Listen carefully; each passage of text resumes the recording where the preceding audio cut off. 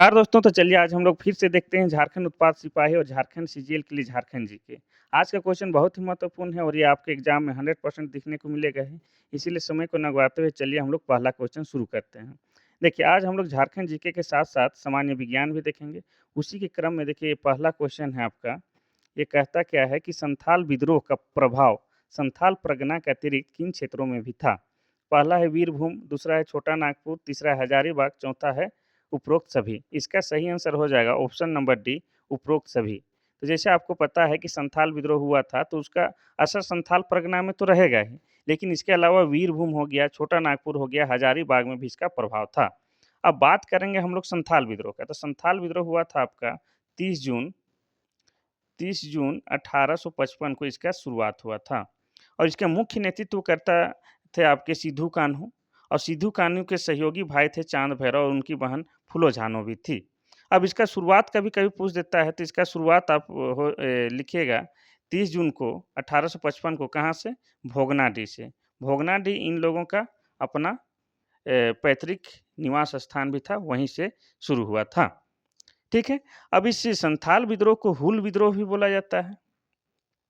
हूल विद्रोह इसलिए बोला जाता है कि ये जो संथाल विद्रोही थे या ये आंदोलनकारी थे, ये लोग अपना जोश और उत्साह बढ़ाने के लिए बीच-बीच में हुल-हुल का आवाज़ लगाते थे। इसलिए इसको हूल विद्रोह भी बोला जाता है। चलिए नेक्स्ट क्वेश्चन हम लोग देखते हैं, क्वेश्चन नंबर 2। क्वेश्चन नंबर 2 कहता है आपका कि ताना भगत आंदोलन का स्वरूप कैसा था? पहला है हिंसक, दूसरा है आक्रामक, तीसरा है अहिंसात्मक, चौथा इनमें से कोई नहीं। इसका सही आंसर हो जाएगा ऑप्शन नंबर सी, अहिंसात्मक। तो आपको ये भी पता होना चाहिए कि ताना भगत जो थे, ये महात्मा गांधी के प्रिय अनुयायी थे और महात्मा गांधी अहिंसा के पुजारी थे। इसीलिए ये लोग भी अहिंसात्मक आंदोलन करते थे। ये आपको याद रखना है। अब ताना भगत आंदोलन कब हुआ था? ये हुआ था 1914 ईस्वी में। अब ये पूछेगा कि इसका शुरुआत किसने किया था? तो जतरा तन्ना भगत, जतरा भगत। अब जतरा भगत का जन्म कब हुआ था? तो उनका जन्म हुआ था 2 अक्टूबर 1888 ईस्वी को। अब कहाँ हुआ था? तो इनका जन्म हुआ था गुमला जिले के बिशुनपुर थाना के चिंगरी नवा टोली गाँव में हुआ था। ये सब आपको याद रखना है। चलिए नेक्स्ट क्वेश्चन देखते हैं, क्वेश्चन नंबर 3। क्वेश्चन नंबर 3 कहता है कि राजमहल झारखंड में राजमहल पहाड़ी में कौन-सी प्रमुख जनजाति निवास करती है? पहला है बिरहोर जनजाति, दूसरा है असुर जनजाति, तीसरा है सौरिया पहाड़िया, चौथा है इनमें से कोई नहीं। इसका सही आंसर हो जाएगा ऑप्शन नंबर सी, सौरिया पहाड़िया। अब इसके बारे में और डिटेल से जानते हैं, तो सौरिया पहाड़िया को मलेर भी कहते हैं, मलेर जनजाति भी कहते हैं। ठीक है? अब प्रजाति की बात किया जाए तो सौरिया पहाड़िया प्रोटो-ऑस्ट्रलाइड के तहत आता है। ठीक है? और इनकी भाषा मालतो है और मालतो भाषा आपका द्रविड़ भाषा परिवार के तहत आता है और द्रविड़ भाषा परिवार के अंतर्गत कुड़ुक भाषा भी आता है। ये भी आपको साथ में याद रखना है। चलिए नेक्स्ट क्वेश्चन हम लोग देखते हैं, क्वेश्चन नंबर 4। क्वेश्चन नंबर 4 देखते हैं, इसमें क्या कहता है? क्वेश्चन नंबर 4 कहता है कि कोडरमा बिहार के किस जिले को स्पर्श करता है? पहला है पटना, दूसरा है भागलपुर, तीसरा है नवादा, चौथा है रोहतास। इसका सही आंसर हो जाएगा ऑप्शन नंबर सी, नवादा। अब बात करेंगे कि झारखंड जो है पहले बिहार का हिस्सा था, उसके बाद बिहार से झारखंड अलग होता है 46% अलग काट कर, ये आपको पता है। और झारखंड के 10 जिले बिहार से लगते हैं। लेकिन यहाँ पूछा है कि कोडरमा बिहार के किस जिले को स्पर्श करता है? तो कोडरमा बिहार के नवादा जिले को स्पर्श करता है। अब बात यहाँ पर ये भी पूछ सकता है कि कोडरमा जिला कब बना? तो कोडरमा 1994 ईस्वी में जिला बना है। ये सब आपको याद रखना है। नेक्स्ट क्वेश्चन है क्वेश्चन नंबर 5। क्वेश्चन नंबर 5 कहता है कि लवालोंग मेला का आयोजन झारखंड के किस जिले में किया जाता है? पहला है रांची, दूसरा है हजारीबाग, तीसरा है चतरा, चौथा है गुमला। इसका सही आंसर हो जाएगा ऑप्शन नंबर सी, चतरा। लवालोंग अभयारण्य चतरा में भी है। देखिए अभयारण्य भी है एक लवालोंग नाम का, वो आपका चतरा में है, लेकिन यहाँ पूछा है लवालोंग मेला का आयोजन कहाँ किया जाता है? तो ये चतरा में किया जाता है और ये पशुओं का मेला है, यहाँ पशुओं की खरीद बिक्री होती है। ये भी आपको याद रखना है। और चतरा के बारे में और एक बात आपको याद करना होगा कि चतरा जो है सबसे छोटा संसदीय क्षेत्र है, ठीक है? और चतरा में ही इटखोरी का भद्रकाली मंदिर है, ये भी आपको याद रखना है। यानी कि चतरा बहुत सारे कारणों के चलते प्रसिद्ध है। नेक्स्ट क्वेश्चन हम लोग देखते हैं क्वेश्चन नंबर 6। क्वेश्चन नंबर 6 कहता है कि जनगणना 2011 के अनुसार झारखंड में कितने गांव हैं? पहला है 34,158, दूसरा है 32,545, तीसरा है 32,620 और चौथा है 42,200। इसका सही आंसर हो जाएगा ऑप्शन नंबर सी 32,620। तो 2011 के जनगणना के अनुसार झारखंड में गांवों की संख्या 32,620 है। अगर पूछ दे प्रखंडों की संख्या, तो प्रखंडों की संख्या आपका है 264। ये सारा आंकड़ा आपको हम 2011 के जनगणना के अनुसार बता रहे हैं। और जिला पूछ दे तो जिला है आपका 24 है। और फिर पूछ दे अनुमंडल, तो अनुमंडल आपका कितना है? अनुमंडल है 45 है। और आपको पूछ दे कि प्रमंडल कितना है, तो झारखंड में प्रमंडल 5 प्रमंडल है। ये सब आपको याद रखना है। नेक्स्ट क्वेश्चन है क्वेश्चन नंबर 7। क्वेश्चन नंबर 7 कहता है कि झारखंड में आदिवासियों के द्वारा सरहुल पूजा में किसकी पूजा की जाती है? पहला है भगवान शिव, दूसरा है चंदन का पेड़, तीसरा है साल का वृक्ष, चौथा है कर्मा का पेड़। इसका सही आंसर हो जाएगा ऑप्शन नंबर सी साल का वृक्ष। और साल का वृक्ष को ही सखुआ वृक्ष कहते हैं। और यह आपका झारखंड का राजकीय वृक्ष भी है। अब बात करेंगे हम लोग सरहुल के बारे में। तो सरहुल जो है उरांव का सबसे बड़ा त्यौहार है। और सरहुल में साल वृक्ष की पूजा की जाती है। अब कभी-कभी ये भी पूछ देता है कि सरहुल कब मनाया जाता है? तो सरहुल मनाया जाता है आपके चैत माह के शुक्ल पक्ष के तृतीया को मनाया जाता है। ये सब आपको याद रखना है। और उरांव जो है आपका झारखंड का दूसरी बड़ी जनजाति है और इसका प्रमुख देवता का नाम धर्मेश है। ये भी आपको याद रखना है। नेक्स्ट क्वेश्चन है क्वेश्चन नंबर 8। क्वेश्चन नंबर 8 कहता है कि झारखंड के किस जिला में सर्वाधिक ग्रेफाइट पाया जाता है? पहला है रांची, दूसरा है कोडरमा, तीसरा है पलामू और चौथा है गिरिडीह। इसका सही आंसर हो जाएगा option number C Palamu. Palamu में सबसे ज़्यादा ग्रेफाइट पाया जाता है। अब झारखंड में ग्रेफाइट का भंडार कितना है? तो झारखंड में ग्रेफाइट का भंडार लगभग 30.5 लाख टन है। ये भी आपको याद रखना है। अब देश में ये जो उत्पादन होता है उसमें झारखंड का कितना योगदान है? तो जो देश में जो कुल उत्पादन होता है, उसका झारखंड में जो उत्पादन होता है वो लगभग आपका है 57.47%। झारखंड का एकमात्र योगदान देने वाला ये जिला है। अब बात करेंगे यहाँ पर कोडरमा आया है ऑप्शन नंबर बी में। तो कोडरमा और गिरिडीह, यहाँ गिरिडीह भी है, गिरिडीह में अभ्रक पाया जाता है। ठीक है? और कोडरमा को आपको झारखंड का अभ्रक वाला जिला भी बोला जाता है। ये भी आपको याद रखना है। अब यहाँ जो पलामू है, कभी-कभी पूछ देता है कि पलामू जिला कब बना? तो पलामू जिला बना है 1 जनवरी 1892 ईस्वी को। ये सब आपको फैक्ट बात याद रखना है। चलिए नेक्स्ट क्वेश्चन हम लोग देखते हैं क्वेश्चन नंबर 9। क्वेश्चन नंबर 9 कहता है कि चेरो जनजाति में गांव स्तर पर पंचायत के प्रधान को क्या कहा जाता है? पहला है सरपंच, दूसरा है सभापति, तीसरा है मुखिया, चौथा इनमें से कोई नहीं। इसका सही आंसर हो जाएगा ऑप्शन नंबर सी मुखिया। चेरो जनजाति में जो गांव स्तर के पंचायत को मुखिया कहा जाता है। ठीक है? प्रधान को मुखिया कहा जाता है। और आपको ये भी याद होगा कि चेरो जनजाति को 12 हज़ारी और 13 हज़ारी के नाम से भी जाना जाता है। जिसमें कि 12 हज़ारी को 13 हज़ारी से श्रेष्ठ माना जाता है। ये भी आपको याद रखना होगा। और चेरो जनजाति जो है प्रजाति दृष्टि से ये भी आपका क्या है? प्रोटोस्टलाइड है। अधिकतर जनजाति प्रोटोस्टलाइड के तहत ही आते हैं। अब कभी-कभी ये भी पूछ देता है कि चेरो जनजाति का प्रसार या विस्तार यानी कि कहाँ ज़्यादा ये लोग पाए जाते हैं?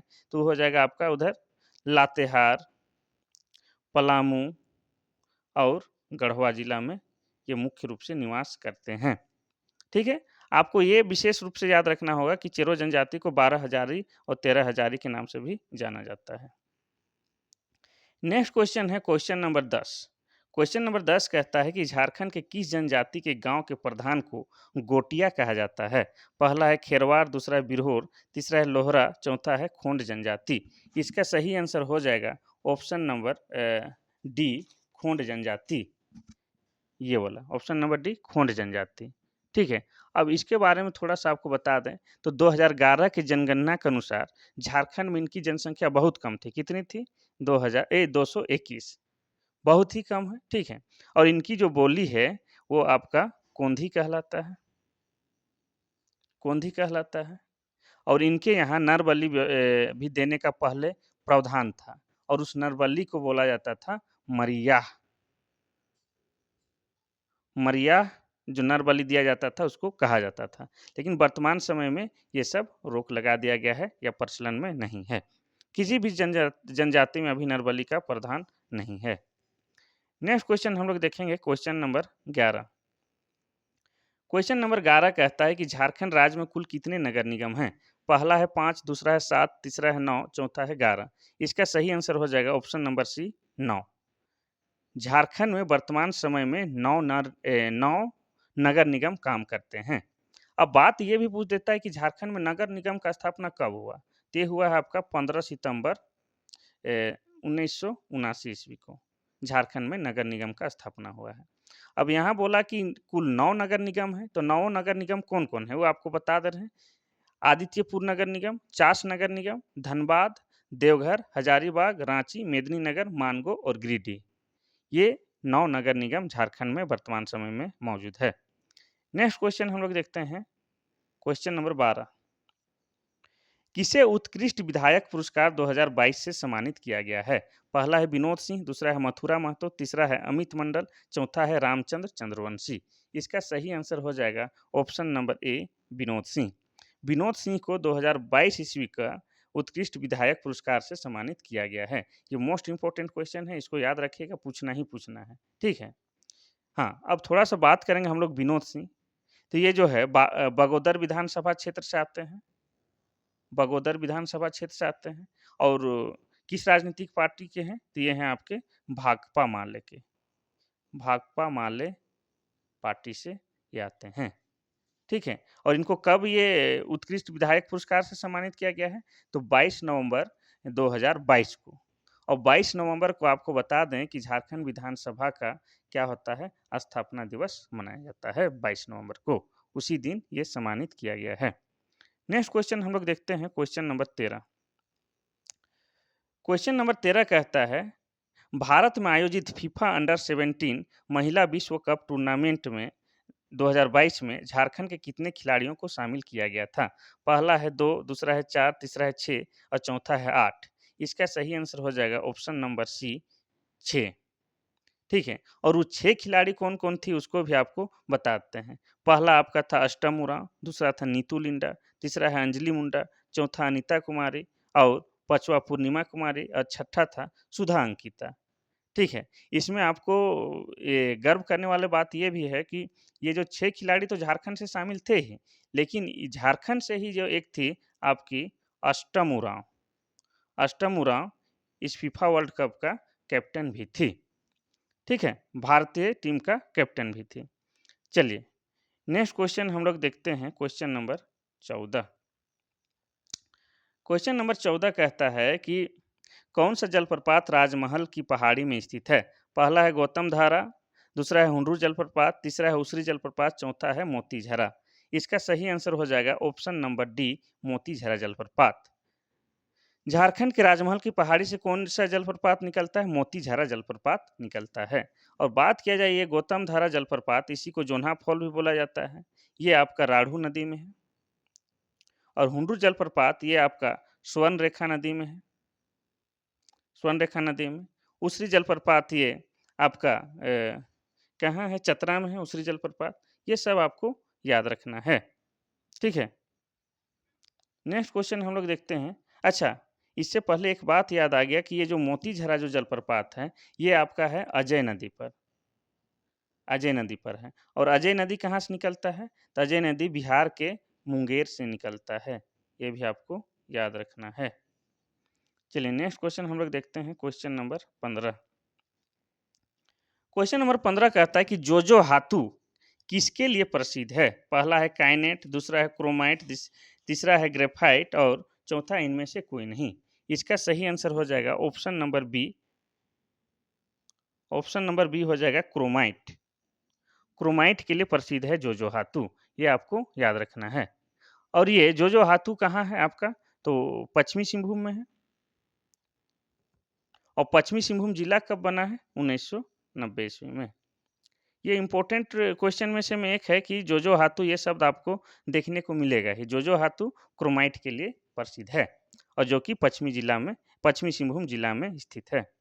नेक्स्ट क्वेश्चन है क्वेश्चन नंबर 16।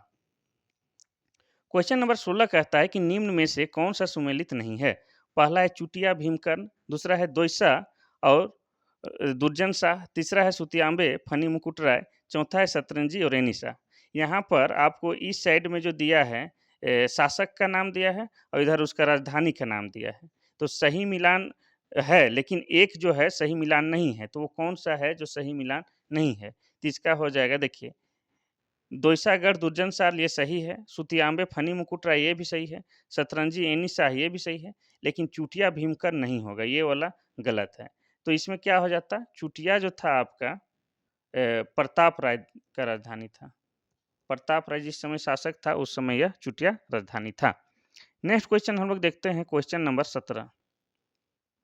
क्वेश्चन नंबर 17 कहता है कि गुरुजी के उपनाम से किसे जाना जाता है? पहला हेमंत सोरेन, दूसरा है जयपाल सिंह मुंडा, तीसरा है शिबू सोरेन, चौथा है विनोद बिहारी महतो। तो इसका सही आंसर हो जाएगा option number C, Shibu Soren.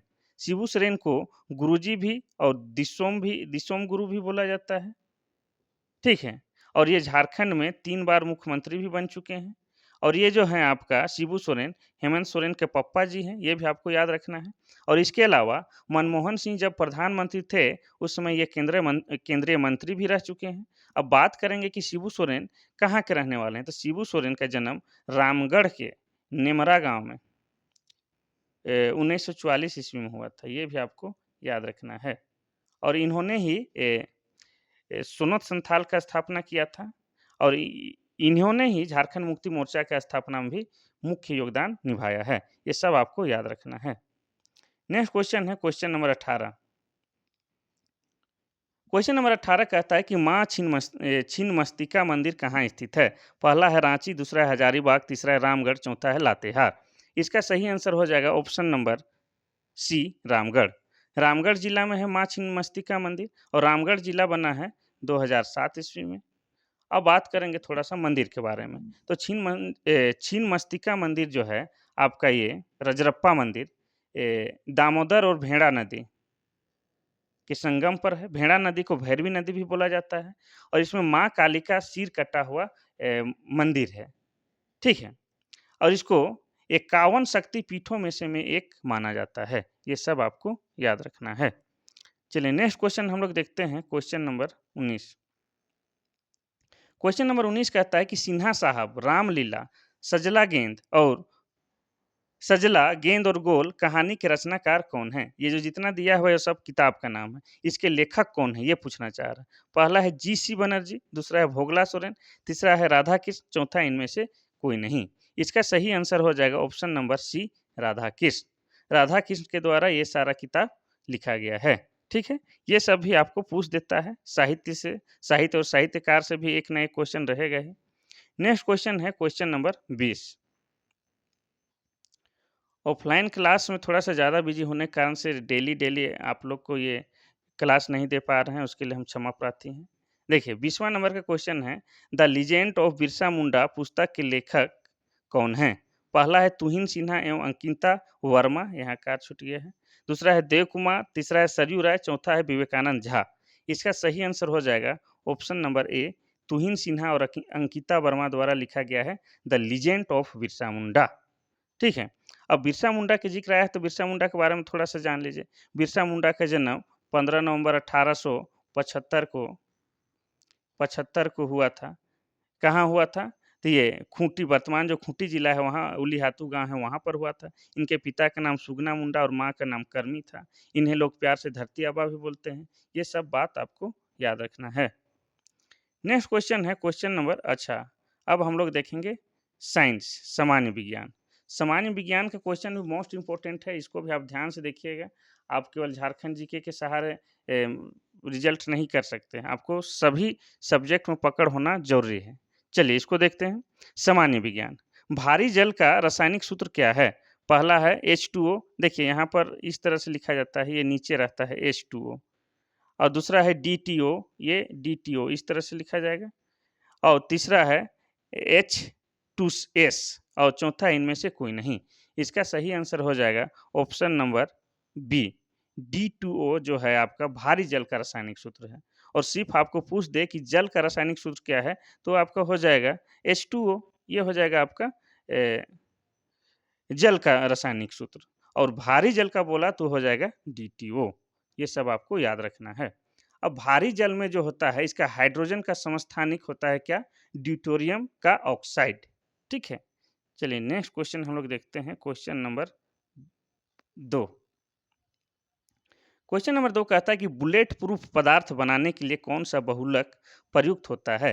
यानी बुलेट मतलब गोली आर पार ना हो, ऐसा पदार्थ बनाने के लिए कौन सा बहुलक प्रयुक्त नहीं होता है? यह प्रयुक्त होता है, माने कौन सा बहुलक का जरूरत होता है? पहला है पॉलीएथिलीन, दूसरा है पॉलीइमाइड और तीसरा है पॉलीकार्बोनेट, चौथा इनमें से कोई नहीं। तो इसका सही हो जाएगा ऑप्शन नंबर बी, पॉलीइमाइड। इसका प्रयोग किया जाता है बुलेट प्रूफ पदार्थ बनाने में। चलिए नेक्स्ट क्वेश्चन हम लोग देखते हैं, क्वेश्चन नंबर 3। क्वेश्चन नंबर 3 कहता है कि हाल ही में चर्चा में रहा कवच तकनीक का संबंध किससे है? पहला है उपग्रह की सुरक्षा, तीसरा है ट्रेन टक्कर रोधी तकनीक और तीसरा है मिसाइल सुरक्षा तकनीक और चौथा इनमें से कोई नहीं। तो अगर आप पढ़ने के साथ साथ रोज अगर अखबार पढ़ते होंगे तो आपको ये सब पता होगा। और आप जितने भी स्टूडेंट हैं, मेरा आग्रह है कि आप लोग किताब पढ़ने के साथ साथ अखबार को भी पढ़ें। अखबार से आपका 20% क्वेश्चन हमेशा आता है करंट अफेयर्स में। ठीक है, इसीलिए अखबार को आप पढ़ें। और झारखंड से हैं तो आपको प्रभात खबर सबसे बेस्ट होगा मेरे अनुसार। ठीक है, तो देखिए यहाँ पर कह रहा है कवच तकनीक। कवच तकनीक का संबंध किससे है? तो इसका सही आंसर हो जाएगा ऑप्शन नंबर बी, ट्रेन टक्कर रोधी तकनीक। ये है कवच। ठीक है, अब इसमें क्या होता है, कैसे काम करेगा? ये एक माइक्रो प्रोसेसर है। जीपीएस और रेडियो संचार का उपयोग इसमें किया जाता है। नेक्स्ट क्वेश्चन है क्वेश्चन नंबर 4। डीपीटी इस तरह से रहेगा, डीपीटी। डीपीटी का टीका किससे बचाव के लिए दिया जाता है? पहला है टिटनेस, पोलियो, प्लेग, दूसरा है टीबी, पोलियो, डिप्थेरिया और तीसरा है डिप्थेरिया, कुकुर खांसी, टिटनेस और चौथा इनमें से कोई नहीं। एक्चुअली ये जो टीका है, डीपीटी का टीका, ये नवजात शिशुओं को दिया जाता है। तो यहाँ पूछा जा रहा है कि किन किन रोगों का ये टीका है। ठीक है, इसका सही आंसर हो जाएगा ऑप्शन नंबर सी वाला, डिप्थीरिया, कुकुर खांसी और टिटनेस से बचने के लिए ये डीपीटी का टीका दिया जाता है। नेक्स्ट क्वेश्चन हम लोग देखेंगे, क्वेश्चन नंबर 5। क्वेश्चन नंबर 5 कहता है कि डीएनए संरचना के सही मॉडल किसने बनाया था?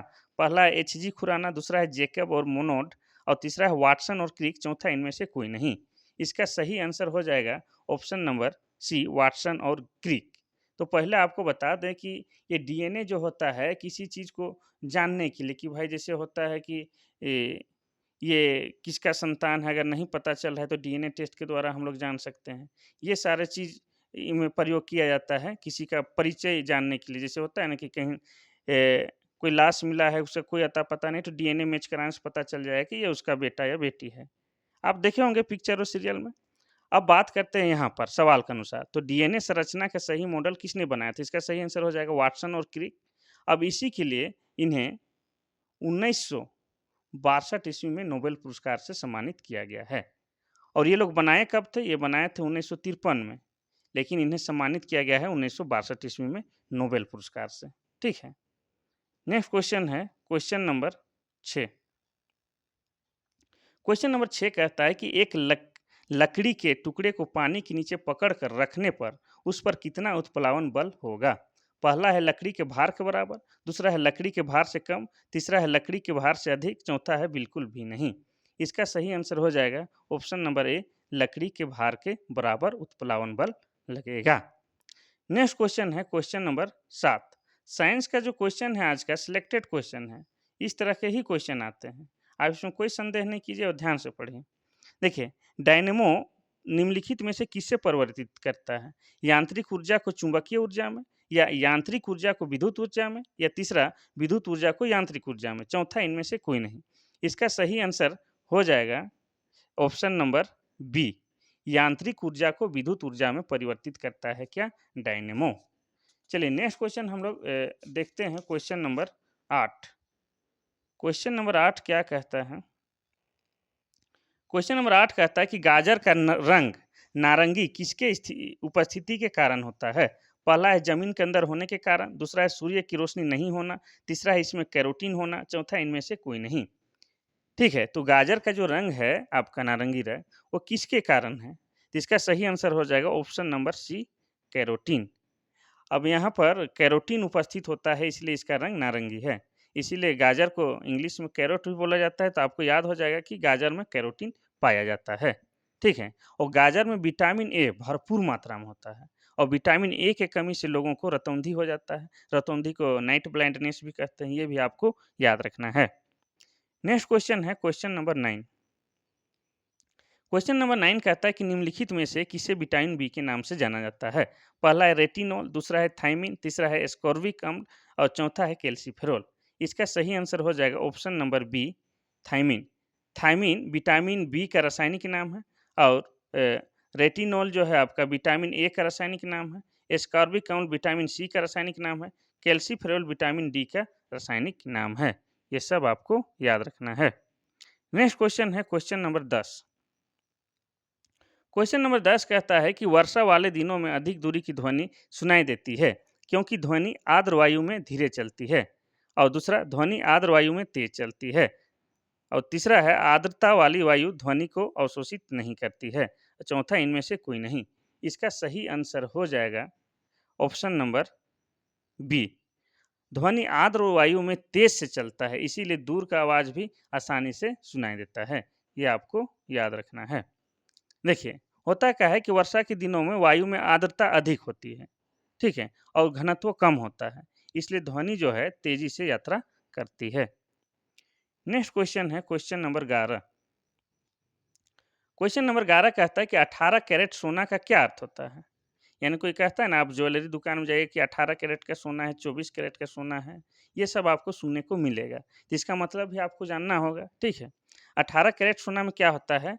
पहला ऑप्शन है 82 भाग सोना और 18 भाग अन्य धातु। दूसरा है 18 भाग सोना और 82 भाग अन्य धातु। और तीसरा है 18 भाग सोना और 65 भाग अन्य धातु।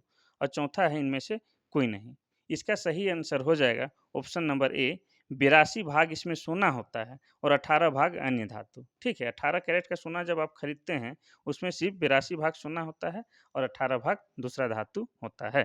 दूसरा धातु किस लिए बनाया जाता है? ताकि उसमें जो गहना बनाना आसान हो। नेक्स्ट क्वेश्चन है क्वेश्चन नंबर 12। क्वेश्चन नंबर 12 कहता है कि यूरिया किसमें संश्लेषित होता है या किसमें जमा होता है? पहला है प्लीहा, दूसरा है वृक्क, तीसरा है फेफड़ा, चौथा है यकृत।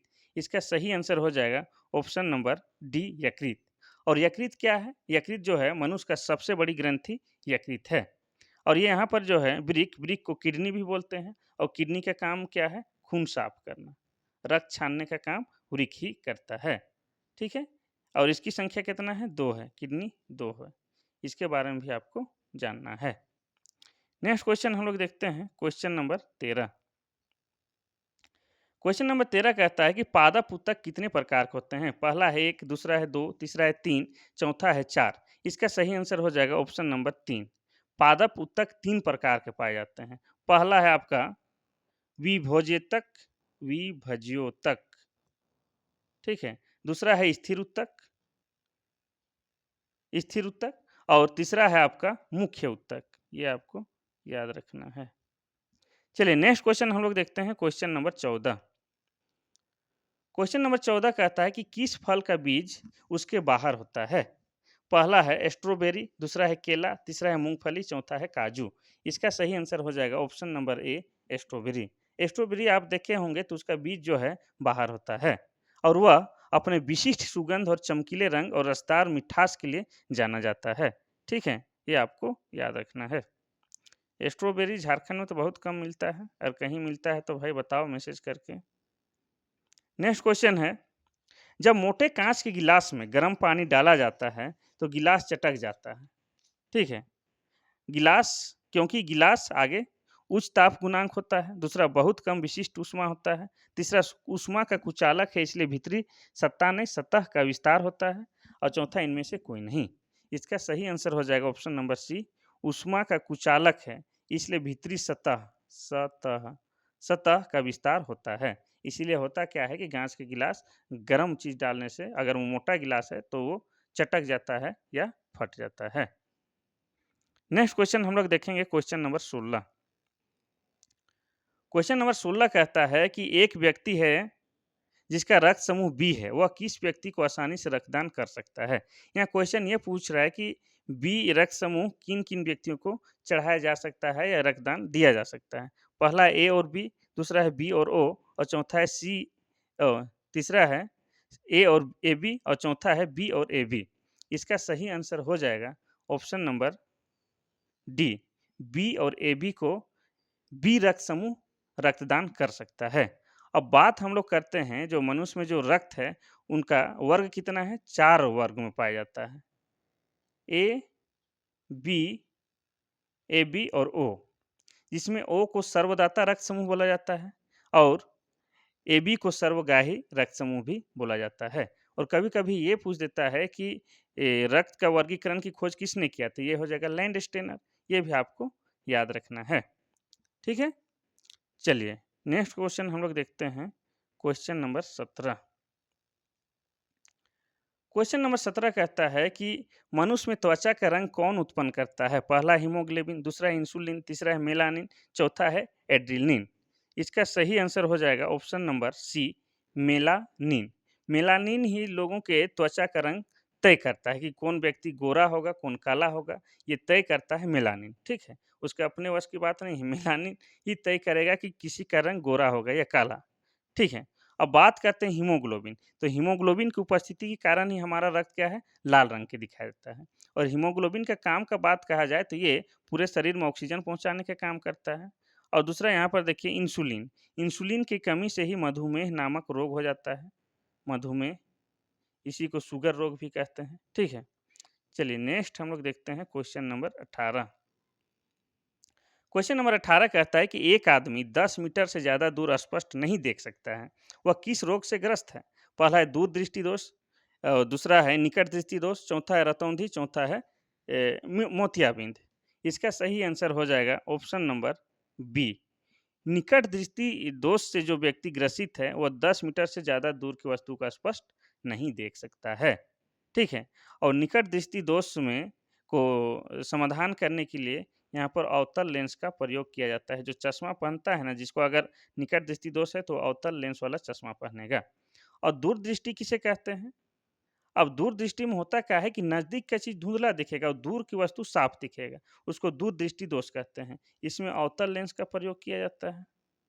ये आपको याद रखना। रतौंधी, विटामिन ए की कमी से रतौंधी नामक बीमारी होता है और रतौंधी को ही नाइट ब्लाइंडनेस कहते हैं। जिसमें होता क्या है कि जैसे-जैसे शाम या रात होता है, उस बीमारी से ग्रसित व्यक्ति को धुंधला दिखाई देने लगता है। चलिए नेक्स्ट क्वेश्चन देखते हैं, क्वेश्चन नंबर 19। क्वेश्चन नंबर 19 कहता है कि जंग लगने के लिए किसका आवश्यकता होती है? पहला है ऑक्सीजन तथा कार्बन डाइऑक्साइड, दूसरा है ऑक्सीजन तथा जल, तीसरा है केवल ऑक्सीजन, चौथा इनमें से कोई नहीं। इसका सही ऑप्शन हो जाएगा ऑप्शन नंबर बी, ऑक्सीजन तथा जल। जैसे कोई लोहा है या कोई भी धातु वाला चीज़ है, उसमें जंग लगता होगा, ठीक है? काला भूरा-भूरा टाइप का पदार्थ चढ़ जाता है, उसको जंग लगना कहते हैं। ये ऑक्सीजन और जल उसको जब मिलेगा तभी होगा, नहीं तो उसमें जंग नहीं लगेगा, ठीक है? ये आपको याद रखना है। I think this is last question everyone, question number 20। ये अंतिम क्वेश्चन है आप लोग के लिए। देखिए एमआरआई मशीन में किसका प्रयोग किया जाता है? आप जब हॉस्पिटल जाते हैं तो एमआरआई शब्द सुनते होंगे कि उसको एमआरआई कराना है, एमआरआई वाला विभाग है, इस तरह के। तो एमआरआई मशीन में किसका प्रयोग किया जाता है? पहला है ध्वनि तरंग, दूसरा है एक्स-रे किरण, तीसरा है चुंबकीय किरण, चौथा इनमें से कोई नहीं। तो पहले एमआरआई का जो पूरा नाम है वो आपको बताते हैं। एम का हो जाएगा आपका मैग्नेटिक और आर का हो जाएगा आपका रेजोनेंस और ई का हो जाएगा इमेजिंग, ठीक है? और इसमें कौन-सा किसका प्रयोग किया जाता है, कौन-सा किरण का? तो ये हो जाएगा ऑप्शन नंबर सी, चुंबकीय किरण का प्रयोग किया जाता है। ये भी आपको याद रखना है। नेक्स्ट क्वेश्चन है, क्वेश्चन क्या है? आज का क्वेश्चन समाप्त हुआ। देखिए थोड़ा-सा बिज़ी हूँ ऑफ़लाइन क्लास के चलते इसीलिए रोज़ क्लास नहीं दे पा रहे हैं। लेकिन कोई बात नहीं, आप अब लगे रहिए। जहाँ से भी शिक्षा मिलता है जमदार उसका प्रयोग कीजिए, ग्रहण कीजिए और अपना सफलता को पाइए। ठीक है? हम तो एक माध्यम हैं। ठीक है? और हमसे जो हो पाएगा हम आपको करेंगे। हम जब भी कराएँगे 1 दिन बाद करें या 2 दिन बाद, लेकिन जब भी लाएँगे क्वेश्चन सिलेक्टेड लेके आएँगे। ठीक है? हम बार-बार आपको बताते हैं कि हम खुद भी एक परीक्षार्थी हैं और खुद हम इस एग्ज़ाम में शामिल होने वाले हैं। चलिए, आज के लिए बस इतना सा ही। थैंक यू, धन्यवाद।